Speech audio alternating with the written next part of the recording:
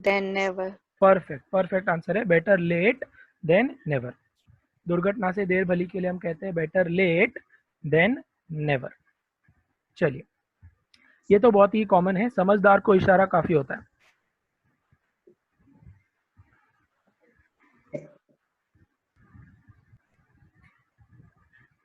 समझदार को इशारा काफी होता है, इंग्लिश में से कहते हैं अ word is enough for the wise. Wise का मतलब है समझदार, वर्ड का मतलब है इशारा। यहाँ पे एक वर्ड भी उसको बोल दिया तो भी वो समझ जाएगा कि मैं क्या कहना चाहता हूँ। So a word is enough, enough मतलब काफी होता है, a word is enough for the wise. चलिए, जो हम लोग चैरिटी करते हैं, दान धर्म करते हैं, उसकी शुरुआत हमेशा अपने घर से करनी चाहिए। इंग्लिश में क्या कहेंगे इसे? Charity. Charity begins at home. Perfect, perfect answer, well done.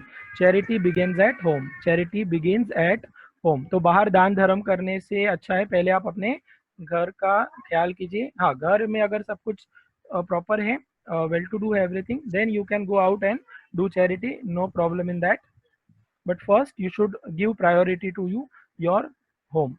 Next, अंत भला तो सब भला।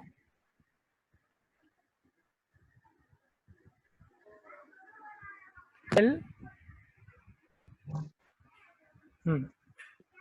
And happy, so everything is happy.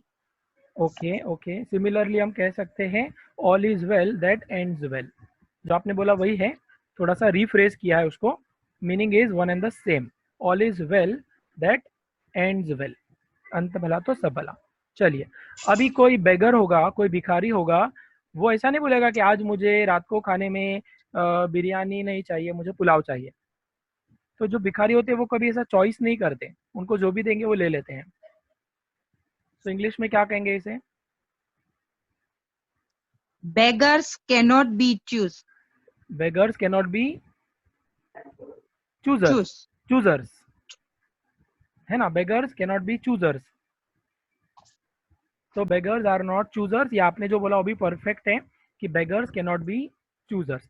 हालांकि ये जरूरी नहीं है कि हम beggars के लिए इस्तेमाल करें, हम ये कोई भी जरूरतमंद इंसान होता है, जैसे किसी को नौकरी की जरूरत है, if someone is in need of job, उसको आप बोलेंगे भाई ये जो जॉब है ना इसमें सैलरी कम है, वो क्या बोलेगा भाई बेगर्स आर नॉट चूजर्स, है ना, beggars can not be choosers, भले कम सैलरी है फिर भी I will select this job, I will go for this job because I am right now unemployed. So ये सेंटेंस, ये प्रोवर्ब आप वहां पर भी अप्लाई कर सकते हैं, जरूरी नहीं है कि बेगर्स के लिए हो, बट ये किसी भी नीडी पर्सन के लिए हम यूज कर सकते हैं। चलिए आगे बढ़ते हैं। आसमान से गिरे और खजूर में अटके। सुना होगा आपने, फिल्मों में ये डायलॉग सुना होगा। इंग्लिश में से कहते हैं हम लोग out of the frying pan into the fire.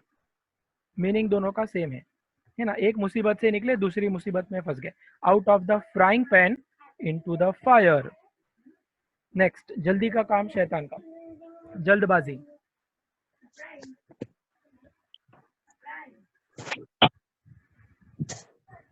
कोशिश कीजिए, जल्दी या जल्दबाजी का काम शैतान का होता है। आई थिंक किसी ने chat work of devil. Devils, हाँ। देखिए, परफेक्ट इसको ट्रांसलेट नहीं करेंगे तो भी चलेगा, लेकिन इससे मिलता जुलता हुआ कोई सेंटेंस भी यूज कर सकते हैं, जैसे कि यहाँ पे मैंने किया है मोर हेस्ट वर्स स्पीड। जल्दी का काम शैतान का, इसको हम कह सकते हैं मोर हेस्ट वर्स स्पीड। चलिए, खाली दिमाग शैतान का घर, ये हमने पहले किया हुआ है, ये पहले आपने किया हुआ है, बताइए।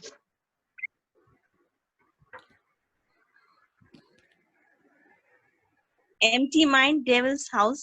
Perfect, empty mind is devil's house या डेविल्स वर्कशॉप भी कहते हैं। Empty mind is devil's workshop और empty mind is devil's house, perfect.